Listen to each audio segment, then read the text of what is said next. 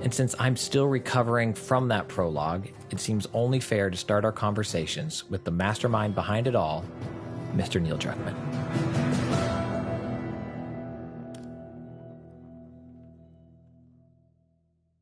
So jumping into the prologue for The Last of Us Part 1, the player starts the game as Sarah. And so immediately we're playing as a character who isn't the typical video game protagonist, right? Yes, a lot of those decisions came out of wanting to do something fresh, and then we ended up with all these extra wins that we didn't necessarily plan for.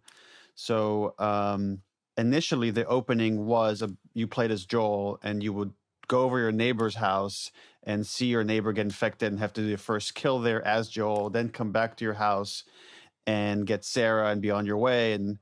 But the more we thought about it, it's like, one, it felt like, okay, I've kind of seen that before, So I was like, how do we make this interesting?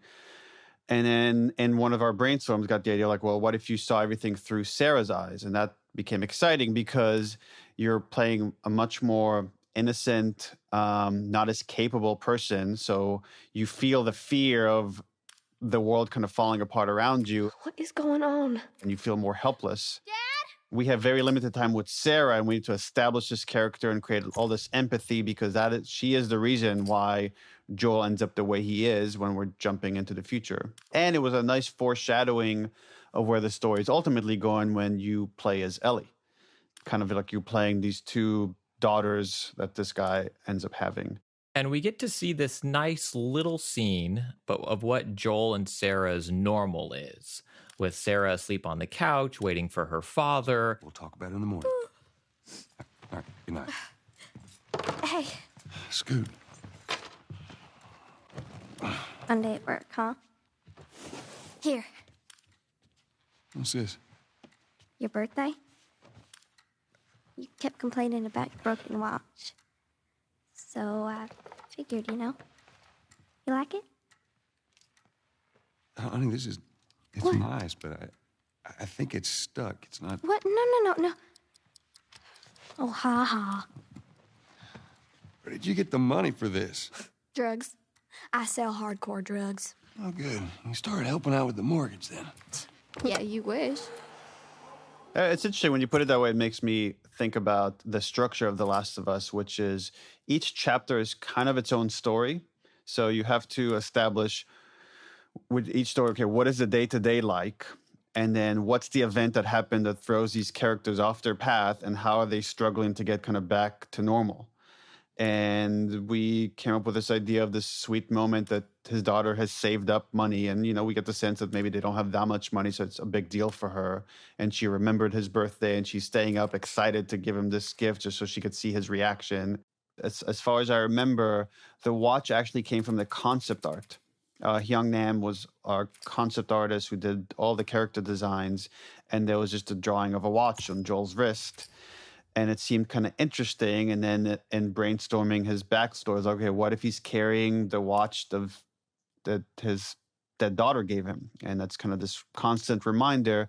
And, in cinematic storytelling, you're always looking for ways to visualize feelings. So Joel doesn't have to constantly say, hey, remember Sarah, my daughter that died 20 years ago? Instead, all he's got to do is touch his watch. And as a player, you right away, that becomes a symbol for this relationship. And then to go from that to now you're seeing this other aspect of, and again, so much of this game is about parenthood and this relationship between a child and their parent and vice versa, that you go from this playfulness, this intimacy to this protectiveness of, okay, now we got to make harder and harder decisions to protect the ones we love. And it was important to kind of encapsulate almost the entire story and who Joel is really doesn't change that much. Like the story is not about Joel changing. This is about Joel returning to who he is truly is over the course of the game.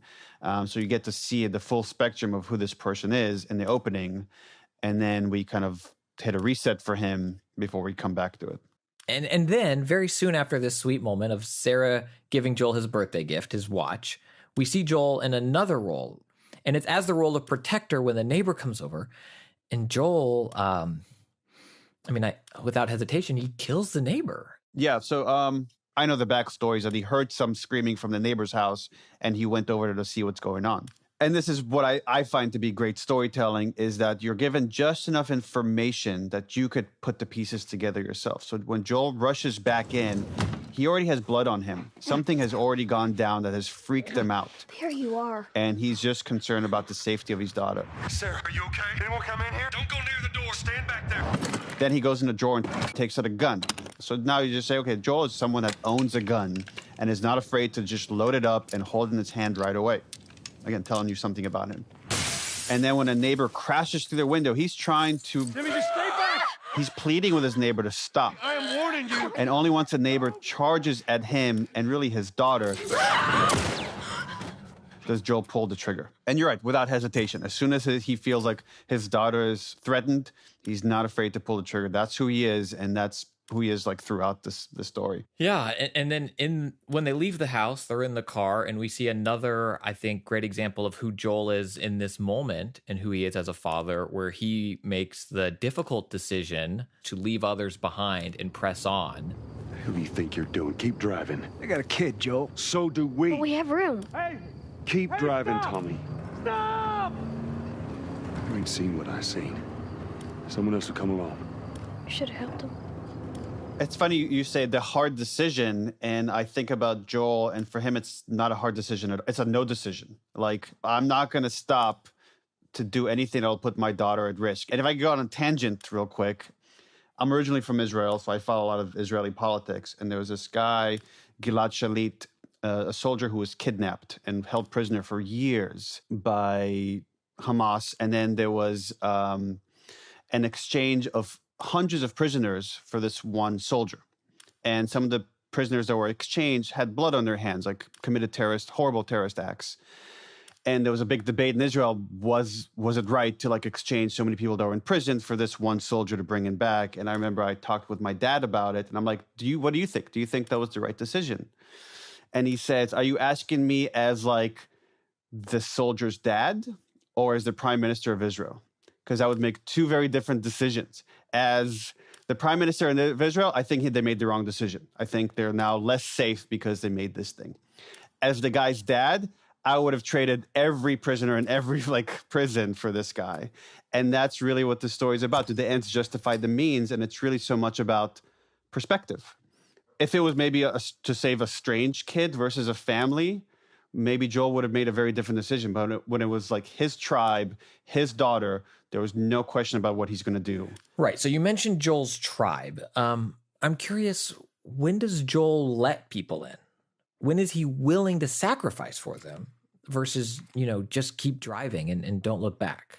Well, you always I think this is like a Robert McKee thing. I'm sure it has older history. Robert McKee is like a famous kind of storytelling guru, that someone I kind of really studied when I was learning how to write.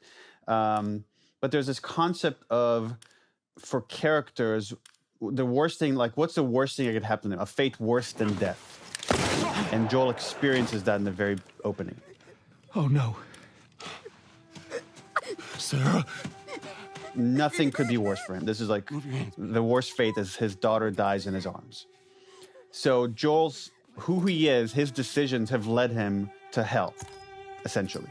So he tries to fight his nature and to say, okay, well, if that's what has led me here, whether it's conscious or subconscious, I'm going to do everything I can to not get attached like this, because this is the consequences of loving someone in this world.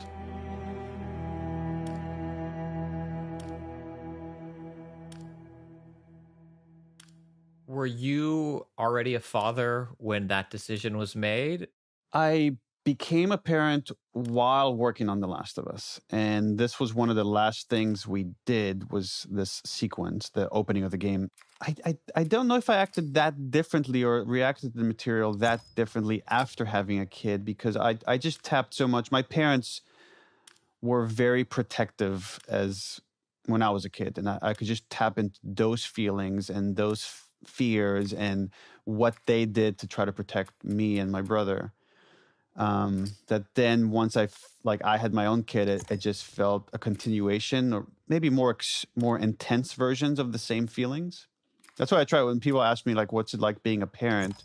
Like you feel new stuff. I'm like, I don't know if you feel new stuff. It's just you feel a love like you've never felt before. You feel a fear like you've never felt before. It's just everything is much more intense. I could have never known such intense feelings before. And so I'm sure like once we were shooting that scene, it hit on a more personal level, but we were always going down that path anyways. It's interesting because on one hand, when you're trying to direct actors, at least that's the way I do it, I'm trying to be an observer as if I'm a player playing the game, and I'm trying to feel it like as if I'm seeing it for the first time. And then there's a part of the director being very critical, and it's like, okay, what are we after? Are we achieving the thing that we're after? And we're trying to get the scene, and Troy talks about this a lot. So I knew this scene was coming from the very, very onset of the game because it was a foundational moment in the game. So I spent the next however long prepping and doing what I thought was a process for preparing for this role in this scene, specifically in this moment. And I knew cognitively and academically that what you needed to do as an actor was attach yourself to a very real moment that could best be a one-to-one analog for the moment you were trying to create. And so I did.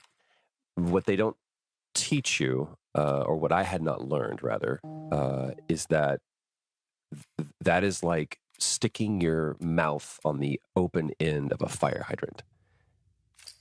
And I hit the moment where I thought I was, ready, walked in, and it is right there at the service. So we go through this scene, and it's bang, and instantly the levee breaks. And I lose my shit. And all of a sudden, Joel is gone. There's no Joel in that scene. There's just Troy. And there's Troy having this huge cathartic moment. And I hear, cut. I'd like to go again. And I wasn't prepared for. I went, wait, what? So we go again. And now I'm forcing that moment, and it's not anywhere. It doesn't feel genuine at all. And I start crying again, cut. I'd like to go again. And we do this 5, 6, 7 takes. And finally, Neil says, okay, I think we've got it. And we all leave. I was exhausted.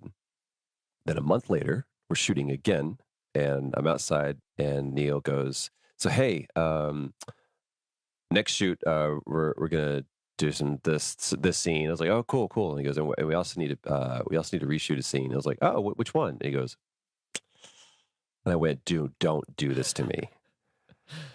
And now I'm mad. And so a month later, we come back and we start shooting the scene, action, and I go straight into it. And it feels weird and it feels false. And we do it 3 or 4 times. And Neil walks up to me in between takes, and I'll never forget this. And he says, I'm picking up on some resistance. And I said, yeah, you're damn right you're picking up on some resistance, because we've got it. It's in the can. It was take 1. And he said, let me tell you what I have. I have a man broken. And I was like, yeah, his fucking daughter just died. He goes, no, I have a man broken. What I don't have is what's happening. This is happening. I can fix it. It's not working. She's going. She's gone. I'm broken. And that is when I realized that Neil Druckmann was the greatest director I've ever worked with.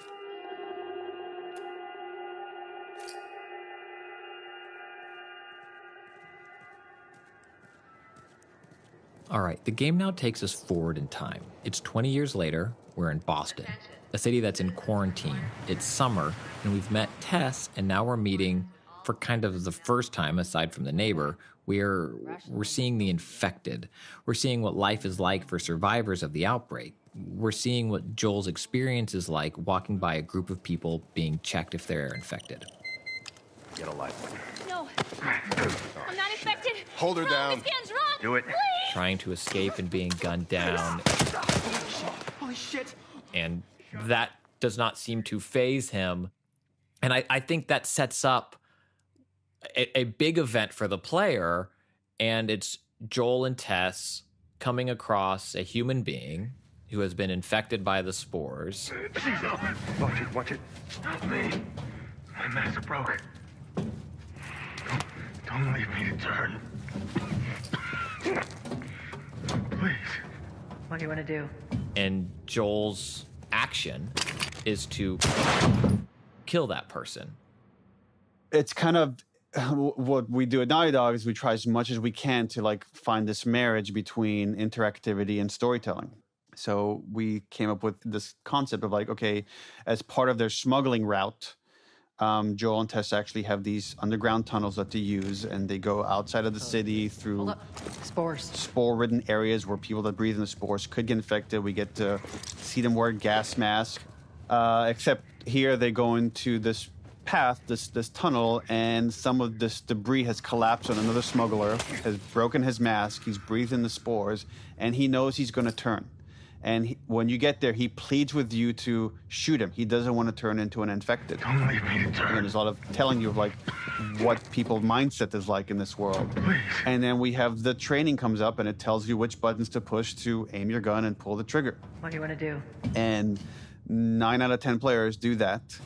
But we also have to account for players that don't do that just are fighting who Joel is at this moment. What do you want to do?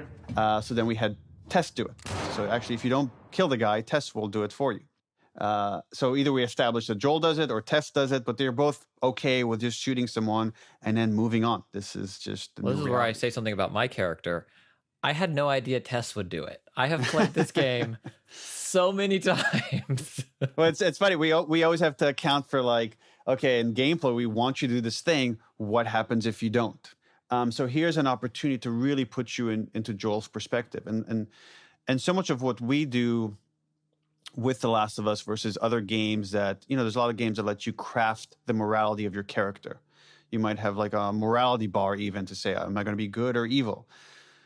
This is not that kind of game. We're saying Joel is a very specific character that takes very specific actions, and we're trying early on in the game to align you with him. So you're buying into what he's doing. You understand what he's doing. So that later, when he starts deviating maybe from your morality, you're on board already. So you're like, well, I wouldn't act this way, but I know Joel would. So I'm role playing as Joel. That's so I'm on board for these actions.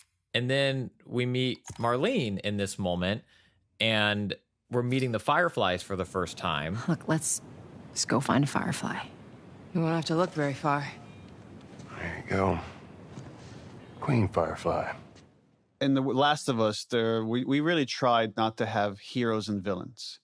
To show everything is about perspective, and they operate within these quarantine zones and try to quote unquote liberate them. So from their perspective, they're freedom fighters. From the military perspective, they're terrorists. From Joel and Tess's perspective, they're just an opportunity. They don't align themselves with either side. They got their own side. And in chasing Robert, like Robert stole a shipment of weapons that Joel and Tess use as a bartering tool to survive in this world. And now Robert has given it to the Fireflies. So the Fireflies are, at this point for Joel and Tess, are just a means to an end. You're looking so hot. Where's Robert? I needed him alive. The guns he gave you, they weren't his to sell. I want them back. Doesn't work like that, Tess. The hell it doesn't. I paid for those guns. You want them back? You're gonna have to earn them. And they see them, especially we see it more from Joel's perspective, he doesn't care for them. He doesn't care for this kind of idealistic view of life. He doesn't think it's going to lead to anything useful. It's all about survival. So we run into Marlene that has some knowledge of these black market smugglers with Joel and Tess. and she sees that they've killed Robert, she was dealing with, and she needs to smuggle something out of this city. You do that, I'll give you your guns back, and then some. How do we know you got them? Search the area. Yes, sir. I gotta move. What's it gonna be? I want to see those guns. Follow me. And I think if Joel knew what the cargo was, he wouldn't have taken this on. We're smuggling her? You know, she's 14 years old when we first meet her, and we instantly see how scrappy she is because in that first meeting, she goes after Joel for touching Marlene and tells him to get the fuck away from her. Get the fuck away from her. Let her go. And she's ready to fight if necessary. And that's the first meeting we have of her. And that's a bold start. There's a crew of Fireflies that'll meet you at the Capitol building. You hand her off, come back, the weapons are yours. Double what Robert sold me. Speaking of which, where are they? Back in our camp.